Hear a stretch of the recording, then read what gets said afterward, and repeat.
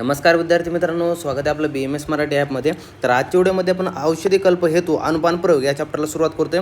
पेपरमध्ये पाहायला गेलं या चॅप्टरवरून आपल्याला ACQ विचारला जातो आणि फिक्स असतो पेपरमध्ये एक ACQ या चॅप्टरवरून विचारला जातो म्हणजे जातो. पेपर 2 हा टॉपिक आहे आणि खूप महत्त्वाचा टॉपिक आहे. जसा न्यूट्रास्युटिकल आपल्याला इझी टॉपिक होता त्याचप्रमाणे त्याच्यापेक्षा पण इझी टॉपिक आहे आजचा आपल्याला औषधी कल्प हेतू अनुपान प्रयोग. यामध्ये कसं असतं तुम्हाला सांगतो की आपल्याकडे एखादा जर समजा नॉर्मली आपल्याकडे एखादा जो काही औषधी असतो औषधी कल्प असतो त्याला जर समजा आपण नॉर्मली मध सोबत दिला तर तो काय करतो, समजा आता गुडूची काय करतो, हा प्रमेयावरती कार्य करतो, बरोबर आहे. पण तोच गुडूची जर दुसऱ्या आपण एक्स काय केला अनुपाना बनवून दिला तर तो काय करतो, ए समजा व्याधीवरती काम करतो. जर समजा वाय व्याधीवरती वाय आपण अनुपाना बरोबर दिला तर तो बी व्याधीवरती काम करतो. म्हणजे जर आपण ते झेड अनुपाना बरोबर दिला तो सी व्याधीवरती काम करतो. म्हणजे जर अर्थ समजून गेला तर आपण काय केलो, एखाद्या कल्पाला विविध अनुपाना बरोबर जर त्याचा प्रयोग केला तर तो काय करतो, विविध रोगावरती कार्य करतो. तर या चॅप्टरमध्ये आपल्याला तेच शिकायचं आहे. म्हणजे औषधी कल्प हेतू अनुपान प्रयोग म्हणजे औषधीच्या कल्पावरून आपण काय करतो, मेनली विविध अनुपान बदलतो आणि त्या विविध अनुपानावरून काय होतं, विविध व्याधीवर तो कल्प काय करतो, कार्य करतो. त्यामुळे शिकायचं आहे. आता सुरुवातीला अनुपान काय, सहपान काय, उत्तम अनुपान काय,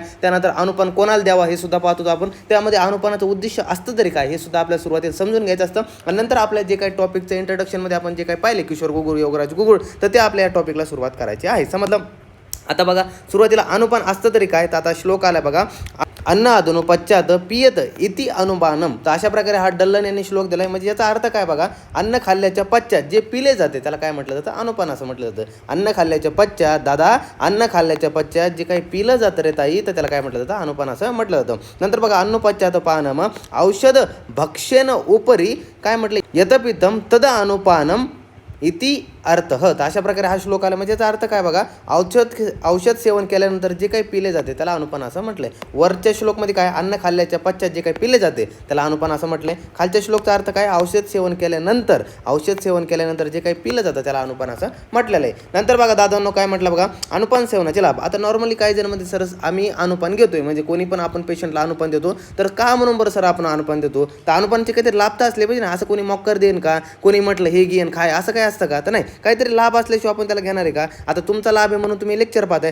तर तुमचा यामध्ये लाभ नसेल तुम्ही लेक्चर पाहणार आहे का, तर नाही. तर अनुपानाचं आपण घेतोय, ग्रहण करतो, औषधीसोबत या कल्पासोबत ग्रहण करतोय, पण त्याचे काहीतरी आपल्याला लाभ असला पाहिजे ना. का बरंच आपण चॉकलेट कॅन्डी गोळी खातोय म्हणून खातोय तसं नसतं ना. तर त्यामुळे अनुपान ग्रहण करतोय त्याचे काहीतरी सेवनाचे लाभ पाहिजे ना. तर बघा काय पहिला लाभ काय, अनुपान हा शीघ्र तृप्तिकर करणार आहे. मेनली काय करतो अनुपान हा आपण काय करतो, पिणारा वस्तू आहे ना, तर तो काय करतो, तृप्तिकर असतो, तृप्ती करणार, शीघ्र तृप्ती करणारा असतो. त्यानंतर आयु आणि बलवृद्धी करणारा असतो शरीराचा आणि आहाराला सुखाने पचवणारा सुद्धा हा अनुपान असतो. त्यानंतर उत्तम अनुपान. आता एवढे काही अनुपान आपण शिकतो, त्यामध्ये अनुपानमध्ये उत्तम अनुपान कसला असला पाहिजे, तर यामध्ये पण काहीतरी समजलं पाहिजे ना. आता तेच आपले आचार्य काय सांगून जातात बघा, जो पेय पदार्थ आहाराच्या विपरीत गुणाचा असला पाहिजे. मेनली काय, आपण जर आहार लघु गुणाचं घेतोय, आहार जर आपण लघु गुणाचं घेतोय ताई, तर जो काही आपला अनुपान असणार आहे ताई, जो काही आपला अनुपान असणार आहे तर तो अनुपान आपला गुरु गुणाचा पाहिजे. मेनली काय म्हटलंय की जो आपण काय करतोय, जो पेय पदार्थ आपण घेणार आहे तर तो आहाराच्या विपरीत गुणाचा पाहिजे. जर आहार लघु घेतला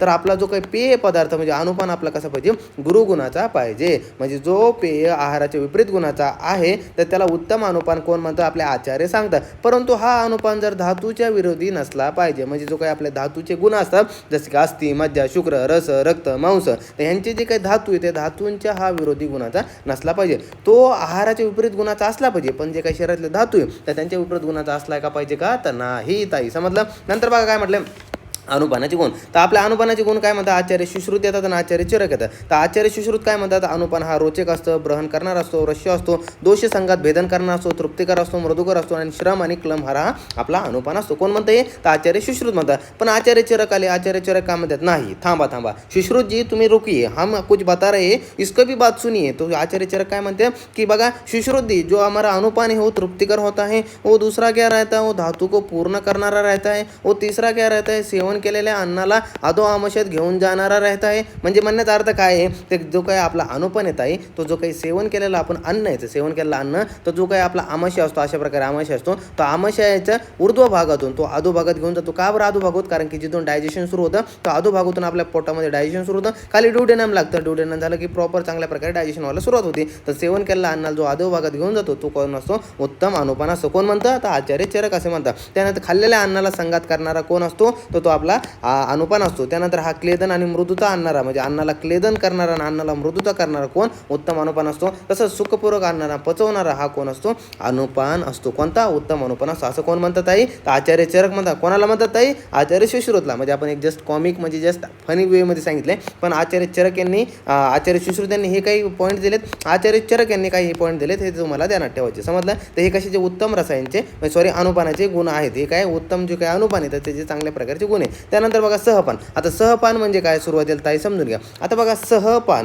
सह बघा रे सह सखा सखी सह म्हणजे काय जो सोबती जो आपल्या नेहमी सोबत असतो. सह म्हणजे सोबत आणि पान म्हणजे काय ग्रहण करणे. आपण काय करतो ज्याचं सोबत म्हणजे अन्नाच्या किंवा औषधी सोबत त्याला काय करतो आपण ग्रहण करतो त्याला काय म्हटलं जातं सहपान म्हणतो. अनुपानात ताई आपण काय पाहिलं दादा आपण अनुपान काय पाहिलं जो अन्न खाल्ल्याच्या पश्चात म्हणजे अन्न सेवन केल्यानंतर आपण जो काही पिले जातात त्याला अनुपान म्हणतो किंवा सेवन केल्यानंतर औषधी सेवन केल्यानंतर जे पिले जातात त्याला अनुपान असं म्हणतो. कोण झालं अनुपान. पण सहपान काय म्हटलंय ताई सहपान काय म्हटलंय दादा ज्या द्रव्यांचे सेवन काय म्हटलंय ज्या द्रव्यांचे सेवन सोबत मिसळून केले जाते म्हणजे ज्या द्रव्यांच्या सोबत मध घृत औषधी सोबत मिसळून केले जाते म्हणजे आपण सोबत काय करतो त्याचं ग्रहण करतो. द्रव्यांसोबत औषधी द्रव्यांसोबत मध घृत म्हणा किंवा औषधी सोबत ग्रहण करतो त्याला काय म्हटलं जातं सहपान. अनुपान म्हणजे काय म्हणणं की अन्नाच्या पश्चात घेणं. अनुपान बघा ना अनुपान म्हणजे काय की आहाराच्या पश्चात घेणं. आहाराच्या पश्चात अनुपान. सहपान म्हणजे काय आहारासोबत घेणं त्याला सहपान म्हणतो. समजलं. ज्या द्रव्यांचे सेवन मध घृत आदी जे काय असेल जे द्रव्य असेल मध घृत औषधी असेल त्यांच्यासोबत आपण काय करतो आपला जो काही सहपान असेल त्याला मिक्स करून आपण काय करतो घेतो त्याला सहपान असं म्हणतो. आता बघा ही एक महत्त्वाची डेफिनेशन आपल्या जे काही सिलेबसमध्ये दिली की आयुर्वेदिक फॉर्म्युलेटरी ऑफ इंडिया म्हणजे काय आयुर्वेदिक फॉर्म्युलेटरी इंडिया त्यांनी काय दिले जे काही सहपान याची काही परिभाषा वगैरे मांडतात ते काय आहे बघा सहपान किंवा अनुपानची ते परिभाषा मांडतात ती काय तर अनुपान हे जर काय म्हटलंय adjunct administration other along with or just the after the principal of medicine to enhance its therapeutic action when it's administered with the principal medicine and it is describe as a सहपान through in a practice the term अनुपान can not स्प्लोथ म्हणजे म्हणले अर्थ काय म्हटलं जो अनुपान असतो तो काय म्हटलं बघा इज इन ॲडजस्टन administration along with there or just after the principal of medicine. अनुपान काय म्हटलं हे अनुपान हा कसा आहे की जो अन्नासोबत म्हणजे काय आपण मेडिसिन आहे तो मेडिसिन सोबत घेतला जातो किंवा just after the principal of medicine किंवा आपण काय करतो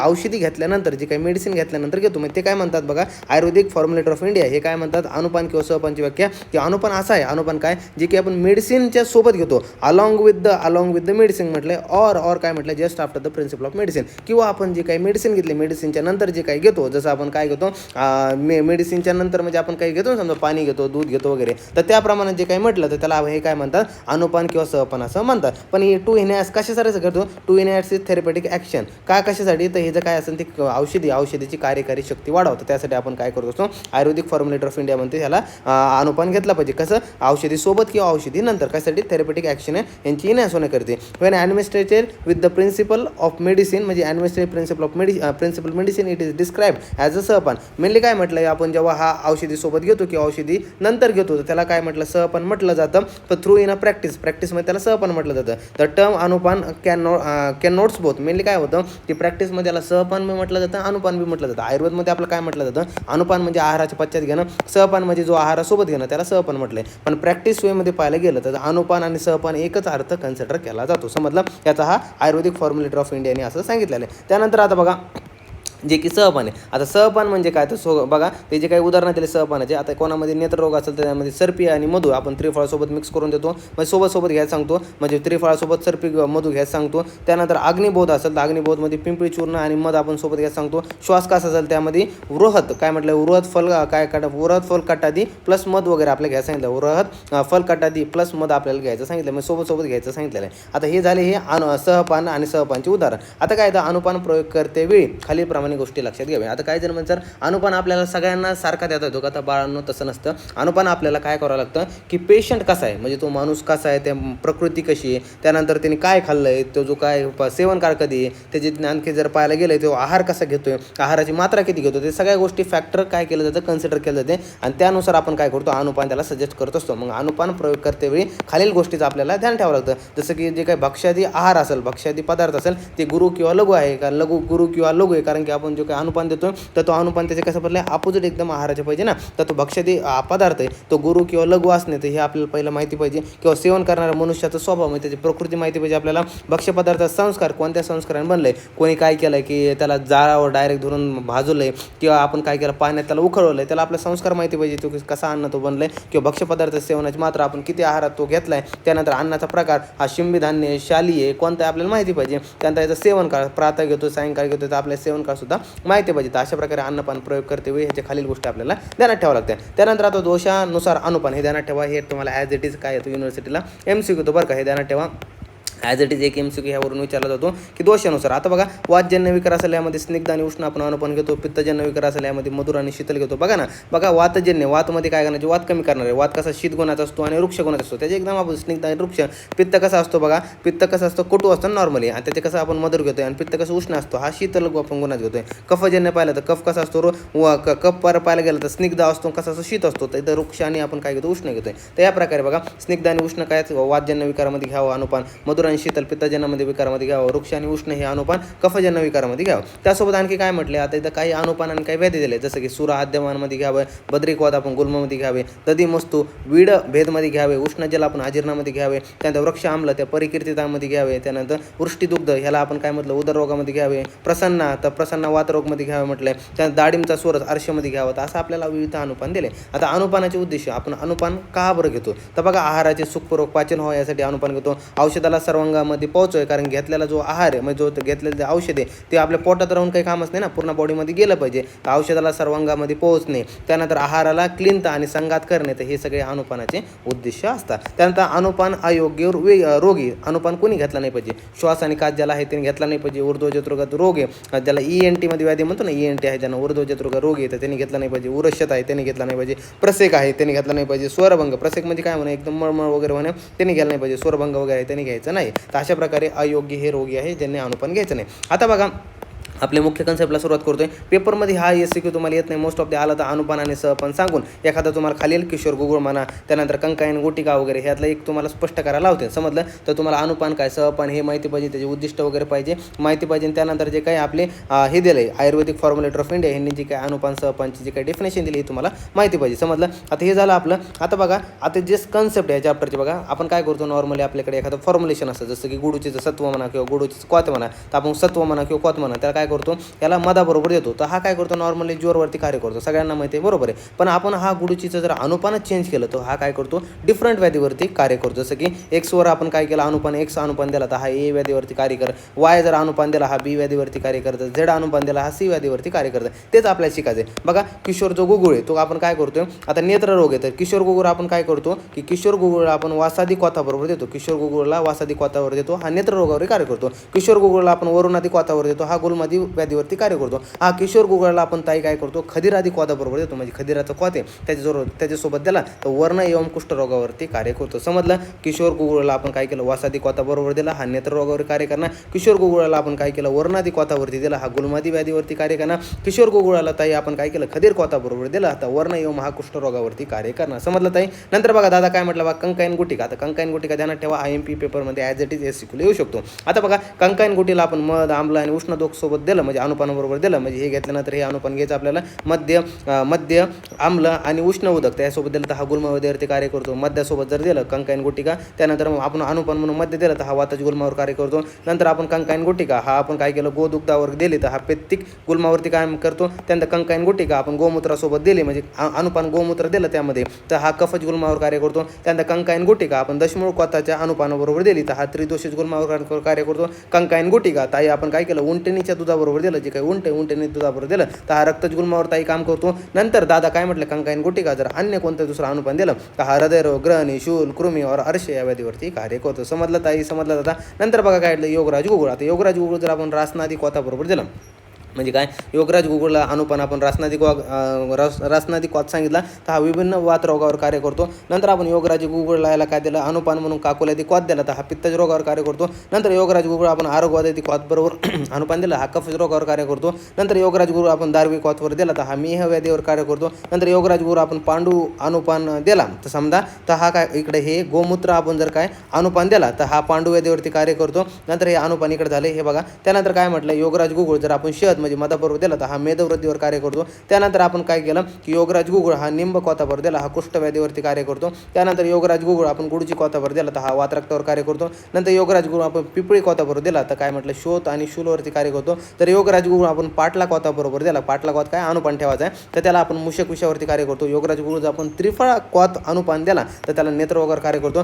जर योगराज गुगुळ आपण पुनर्नवादी जे काही क्वात त्याचा अनुपान म्हणून दिलं तर सभी जे काही सर्व जे काही उदररोग असेल त्यावरती हा कार्य करतो. त्यानंतर नारायण चूर्ण बघा, नारायण चूर्ण हे तुम्हाला पाठ करायचे बरं का. ह्यामध्ये तुम्हाला सांगतो कमीत कमी तुम्हाला काय करायचे जेवढे असतील, आता जेवढे ह्यातल्यामध्ये 7 ते 8 तुम्ही पाठ करा कंपल्सरी, 7 ते 8. ज्याच्यामध्ये खूप सारे त्यातले 7 ते 8 करा, ज्याच्यामध्ये 2 आणि 3 आहे ह्यांच्यामध्ये काय करणार एवढे सगळे पाठ करून टाका. ज्यामध्ये 7 आहे ह्यातले 5 तरी पाठ करा. तर अशा प्रकारे तुम्हाला हे पेपरमध्ये तुम्हाला 5 mark as it is fix हा टॉपिक देणार आहे. 5 पैकी 5 ताई लिहून घे, 5 पैकी 5 फिक्स 5 मार्क. पासिंग इझी समजलं. नारायण चूर्ण बघा, नारायण चूर्णामध्ये काय करतो, नारायण चूर्णाला जर अनुपान आपण अनुपान जर आपण बेरजेल दिलं तर हा गुल्म करतो कार्य करतो. नारायण चूर्णाला जर आपण दधिमस्तू जर अनुपान दिलं तर हा काय करतो अतिसारावर कार्य करतो. नारायण चूर्णाला आपण काय केलं जर गरम जल आपण काय दिलं अनुपान दिला हा जीर्णावर कार्य करतो. नारायण चूर्ण जर आपण काय केलं आम्लवेत हे काय दिलं अनुपान दिलं हा परिकीर्तितावर कार्य करतो. जर नारायण चूर्णाला आपण उंटणीचं दूध दिलं किंवा गोतक्र दिलं तर हा उदररोगावर कार्य करतो. तर नारायण चूर्णाला आपण प्रसन्न ह्याच्यावर प्रसन्न अनुपान दिलं तर हा वातरोगावर कार्य करतो. नारायण चूर्णाला आपण दाडिम सोरस अनुपान दिलं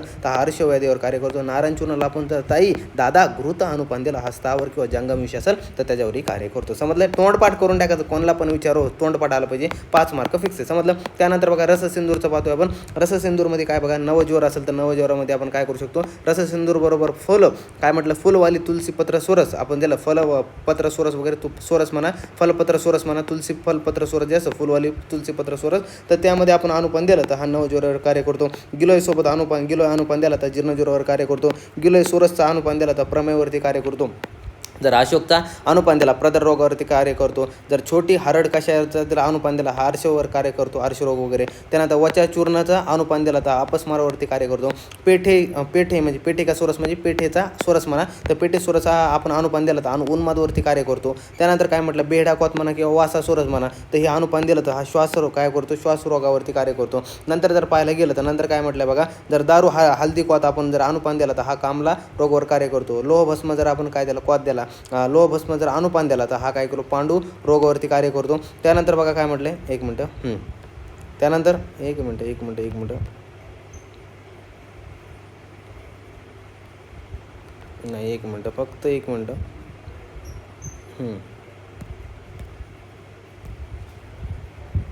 जाऊ द्या काहीतरी घोळच झाला आहे. बरं हां चल ठीक आहे असू द्या. हां आपण इकडे करूया. आता बघा एक मिनटं हां आता बघा एक मिनटं फक्त आता होईल हां झालं ताई झालं दादा. हां या बघा आता उदरशूल असेल तर आपण त्रिफळा क्वात वगैरे जर द्याला अनुपान त्रिफळा क्वातवरती करतोय. मिश्री वगैरे घेतलं मूत्रकोशावरती. त्यानंतर बघा मधू जर आपण घेतला अजीर्णावरती हा कार्य करतो. पिपळी चूर्ण घेतलं मूर्छावरती काम करतो. बडी इलायचीचा क्वात घेतला तर वमनवरती काम करतो. पुनर्नाव कषाय आपण किंवा क्वात घेतला हा सर्वांगशोथवरती कार्य करतो. चतुर्द्याक जे काही जातक चूर्ण वगैरे असेल गिलोय असेल निम असेल ते आपण काय अनुपान घेतले तर हा भयंकर जे काही विस्फोट रोग यावरती कार्य करतो. त्यानंतर बघा जर आपण काही काकुले चूर्ण घेतला हा गर्भाशय रोगावरती कार्य करतो. त्यानंतर वंगभस्म वगैरे घेतला हा पुराणे जे काही प्रमेय म्हणजे एकदम जुना प्रमेय असेल त्यावरती कार्य करतो. त्रिकटू चूर्ण घेतला अनुपान म्हणून तर हा भयंकर वमनावरती कार्य करतो. ब्राह्मी किंवा वच वगैरे किंवा शंखपुष्मी वगैरे घेतलं तर हे वगैरे घेतले आपण सोबत तर हे काय करतात ते हे जे काय तर अपस्मार रोगावरती कार्य करतात. त्यानंतर आवळा वगैरे घेतला तर हा बगंदर रोगावरती कार्य करतो. त्यानंतर काय म्हटलं की त्यानंतर सोप किंवा आपण छोटी जे काही हरडचं क्वात वगैरे घेतला अनुपान म्हणतो गुलमवादीवरती काम करतो. त्यानंतर दशमूळ क्वात वगैरे घेतला तर तो वात कफात्मक पुरातन जे काही शिरशूल असेल तर त्या व्याधीवरती हा कार्य करतो. समजलं. तर अशा प्रकारे टोटली आपले रससिंदूर वगैरे होते. समजलं असेल तुम्हाला. त्यानंतर आता बघा आता लास्ट बघतो आपण रसपरपटी. आता रसपरपटीमध्ये बघा जर आपण काय केलं रसपरपटी आणि रसना मूलचूर्ण के साथ म्हणजे गोघृत वगैरे दिलं म्हणजे रसना मूलचूर्ण आणि त्यासोबत गोघृत आणि त्यासोबत परपटी म्हणून जर घेतलं म्हणजे रसना मूलचूर्ण अनुपान म्हणून त्यासोबत गोघृत वगैरे दिलं तर उन्माद व्याधीवरती कार्य करतो. त्यानंतर रसपरपटी ह्यामध्ये आपण ब्राह्मी सोरस अनुपान दिला हा अपस्मारवरती कार्य करतो. जर श्वेतजिरक चूर्ण अनुपान दिलं तर हा काय म्हटलं दुःसाध्य म्हणजे दुःखसाध्य वगैरे असतं ना दुःखसाध्य संग्रहणे त्यामध्ये कार्य करतो. त्यानंतर त्रिकट चूर्ण निंबके पत्रकल्क म्हणजे त्रिकट त्रिकोटी चूर्ण आणि त्यामध्ये निंब जे काही निंबू आहे त्याचं पत्रकल्प वगैरे असेल तर हा अनुपान दिला तर अपस्मारवर्तीवादी कार्य करतो. त्यानंतर एरंड बीज तेल अनुपान म्हणून दिलं कशामध्ये रसपर्पटीमध्ये तर उदरशिलोवर कार्य करतो. त्यानंतर रसपर्पटीमध्ये धतुरबीज जर चूर्ण आपण अनुपानमधून दिलं तर ते उन्मादवरती कार्य करतो. त्यानंतर रसपर्पटीमध्ये गोमूत्र अनुपान दिलं तर आर्शव्याधीवरती कार्य करतो. त्यानंतर रसपर्पटीमध्ये निंब पंचांग तर आपण दिलं तर हा कुष्ठव्याधीवरती कार्य करतो. त्यानंतर रसपर्पटीमध्ये आपण काय दशमूळ कषाय जर दिला हा वात ज्वरवरती कार्य करतो. त्यानंतर रसपर्पटीमध्ये आपण त्रिकोटी चूर्ण जर दिलं हा कफजन्य कासवरती कार्य करतो. समजलं. तर अशा प्रकारे हा टोटल आपला चॅप्टर होता. तुम्हाला सगळे पाठ करायचे. यामध्ये प्रत्येकी 5 ते 6 तोंडपाठ ठेवा. 5 ते 6 जे काही विविध अनुपाने आणि विविध जे काही व्याधी आहे तुम्हाला ॲज इट इज तोंडपाठ करून ठेवायचे. पेपरमध्ये एक ह्यामधला येतो रे बाबा येतो म्हणजे येतो फिक्स येतो आणि 5 मार्क फुकटमध्ये देऊन जातो. समजलं. ताईंनो दादांनो बाळांनो सगळ्यांना पास व्हायचं असेल तर सगळ्यांना हा तोंडपाठ करावं लागतं. एक A4 साईजची शीट घ्या. त्याच्यावरती सगळे काढा. मी तुम्हाला सुद्धा एक टाकून देईन. सिंपल टाकून देईन. PDF भेटून जाईल आणि ह्याच्यापेक्षा एकदम शॉर्ट दुसरीसुद्धा तुम्हाला एक फोटो टाकून देईन जो की तुम्ही पेपरमध्ये म्हणजे तुम्हाला पाठ करायला सोपं जाईल. इझी बनवायला टाकून देईन. तो सुद्धा भेटून जाईल तुम्हाला. अशा प्रकारे हा टोटल आपला चॅप्टर होता. असा चॅप्टर इथं संपलेला आहे. समजला असेल तुम्हाला. इझी होता. यामध्ये काय नाही. वन शॉट आपण कवर केला आहे. यामध्ये एकदम सिंपल वेमध्ये समजलं असेल तुम्हाला आणि फक्त पाठांतर ह्या चॅप्टरमध्ये जास्त आहे. समजलं. तर त्यामुळे तुम्हाला चांगल्या प्रकारे पाठांतर करून ठेवायचे. आता भेटूया पुढच्या व्हिडिओमध्ये पुढचा टॉपिक घेऊन. तोपर्यंत मनापासून धन्यवाद.